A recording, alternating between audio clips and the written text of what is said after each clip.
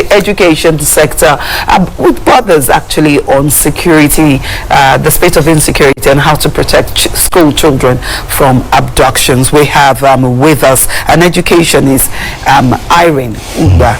Irene, good to have you with us. Good morning. Good morning. Thanks. Good to be here. All right, let's have your immediate reaction to the security situation in schools, particularly in the northern part of the country, which have become targets of bandits and terrorist attacks. I will say first of all that it's not something we should be debating at this point, because of course before now Nigeria has been in serious situation.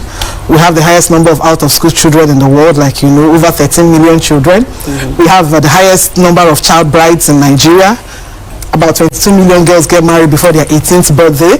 These are situations we've been in, you know. So this insecurity taking the dimension of, you know, being in school now worsens the whole thing.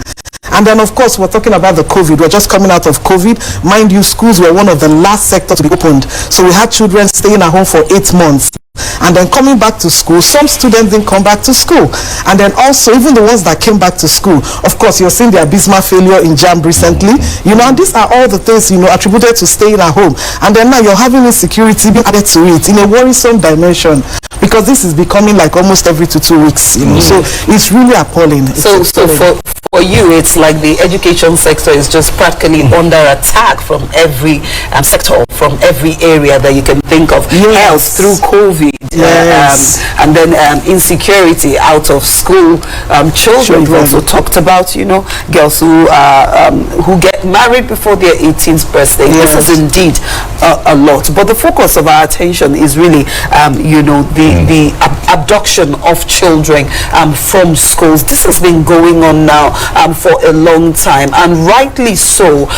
The interest of those who are in those communities to send their children to school has, you know, continued to drop on a daily basis. What can the government do that it isn't already doing to help secure the children in schools? Okay, I'll speak from the education angle.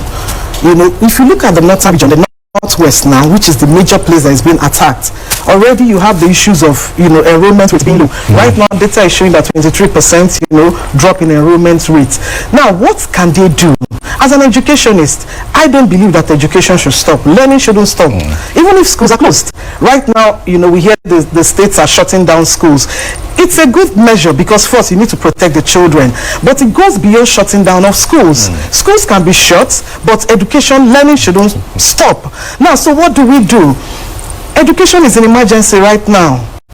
We need to work out emergency plan for these children, because this, if you look at the places that are being attacked, you know, it comes to the place where they say the ungoverned spaces, which is another issue, because I don't actually believe in ungoverned spaces, because if you say somewhere is ungoverned, there's no nature abhors vacuum. If you say somewhere is ungoverned by the state actors, then the non-state actors are governing those places. So there is no place that is ungoverned. So it's either the state actors are not doing what they're supposed to do. That's why the non-state actors are governing there. So what should they do? Now you need to map out those areas, because those areas are vulnerable areas. You need to have an education emergency plan to move schools from that area to a much more safer area, and then put into, you know, perspective some cross-cutting issues like school-related gender-based violence, children with disabilities, and so on. But you need to move them out of there, because it's even more expensive to react, which is what we are doing. Now we are hearing all kinds of millions being bandied for number. You see they abducted. Now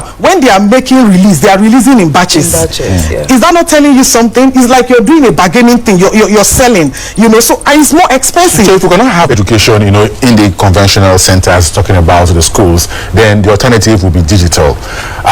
Do you think we have the facilities to drive e-learning? We might not. You see, it comes to our lack of preparedness, you know, which has happened over the years, because we didn't prepare for these situations. But what do? We can start now.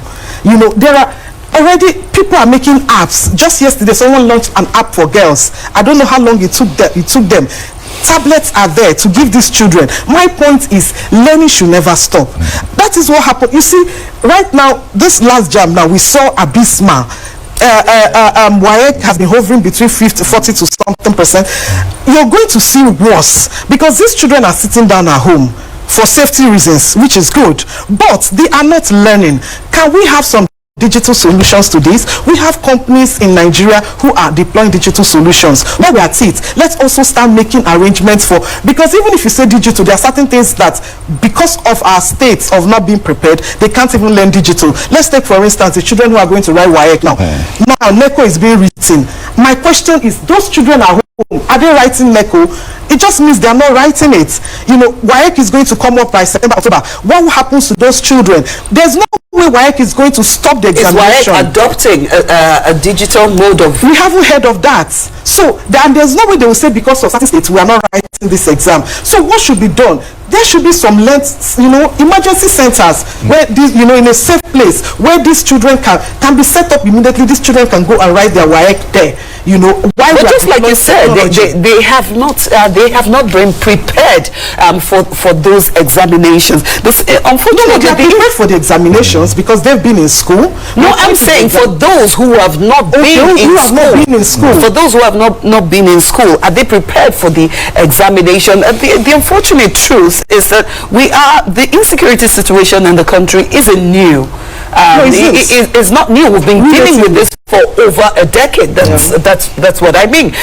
And then the recent attacks on schools, is also not new. This has been going on since 2015 when the Chibok girls were abducted. So this is like 8 years after. Why hasn't the education sector, grown to find an informal way of educating children because of safety to their lives? Why are we still grappling with finding a solution to this problem so that children can learn wherever they are? I wish I could help you answer on behalf of the government, but the truth is there is no commitment to it. Thank God Mr. President is in Global Partnership for Education and he has pledged 50% increase in the education budget. But the point is, are we utilizing this money in the right way? This is not a new thing, like you said. 2014, girls were abducted. We are more reactive than proactive. Can we begin to sit and ask ourselves, suppose the whole system shut down, should learning stop? Now let's even look at the quality of learning. Even these ones that are in school, where they are teaching you martial arts, if there is a year from George, do you think those children are learning properly? Because if you are to evaluate the quality of learning, it's short of international standard, it's short of best practice, because you are afraid, your teacher is afraid that something could go wrong, the students are afraid. Tell me, how can teaching and learning coexist in such an environment? So it's not even, there's no learning really taking place. Help us situate these your ideas within a structure that can enable teaching and learning amid the security challenges we are having. Okay, first is, let's begin to deploy technology. But technology is not a thing you deploy overnight because you haven't been doing it. But what we can do quickly is to set up temporary centers. I know in every state, of course, no governor has been abducted, let me put it that way. So there are safe places. Why don't you move the students from the vulnerable areas, move them to the safe places? Thank God they are mostly secondary school students. What areas will you consider safe space? Well, I wouldn't know for the state, but safe space is a place where we know that if you look at the incidences of the attacks, they are the peripherals, the fringes, So why don't we move them to places where, let me use the word again, governed space, which I don't even agree with, but at least to the governed spaces. Let's have emergency centers for these children to learn. All right. While we're also deploying technology. As we go, just react quickly to this. Good news came in from London yesterday, where the president is attending an education summit, and of course he has pledged and made a commitment that the budget of education in Nigeria will be increased by 50% in the next 2 years or so. Let's have your quick reaction to this. Please, while you're answering that question, the president has said this. First of all, do you hope that it will happen, and what difference do you expect that it will make? If I have to speak from what the current quagmire we're in, where there is really no money to finance the budget, I'm not an economist. I'm just wondering, but when there is a willpower, there must always be a way. So if he has made that commitment, of course he's Mr. President. Money must come out from somewhere, and let it come out fast, and let us use it rightly. All right. Just before we go, okay, our time is up. I wanted you to talk on formal and informal education and how best to, put them, deploy them into use at this very moment. But we'll leave the conversation here for now and have, continue at a later time. I want to say a very big thank you to you, Irene Ugba, an educationist, and she joins us as we we'll be taking a look at how to provide security for schools. Thank you once again, Irene. Thank you.